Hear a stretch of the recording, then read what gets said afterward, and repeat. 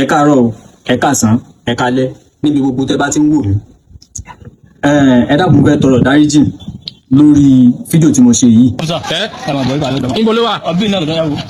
gbogbo àwọn ọmọ alájà yẹn ni. ok. Mo fẹ́ tọrọ ìdáríjì lọ́wọ́ Múmìnì àti Múmìnà òdodo wípé fídíò tí mo ṣe yìí mo ti realize mistake mi lórí ẹ̀. Òun ló jẹ́ kí n jáde wá láti tọrọ ìdáríjì lọ́wọ́ gbogbo àwọn mùsùlùmí òdodo jákèjádò Nàìjíríà, jákèjádò gbogbo àgbáláyé, pé kí wọ́n ṣe àforíjì fún mi. Irú rẹ̀ dẹ̀ tún ní ṣe mọ́ kò ní ṣẹlẹ̀ mọ́. So mo ti delete ẹ̀ kúrò lórí gbogbo social media platform mi, kò sí bẹ́ẹ̀ mọ́. So mo ti delete ẹ̀. So ẹ foríjì mi, àní ṣe bẹ́ẹ̀ mọ́. And ẹ dákun, ẹ bá wa share rẹ̀, ẹ bá mi share rẹ̀ kó lọ kó go viral, so that kí wọ́n fi lè mọ̀ wípé mo ti wá láti ṣe apology video fún gbogbo àwọn tọ́rọ̀ yìí kàn. Ẹ ṣeun.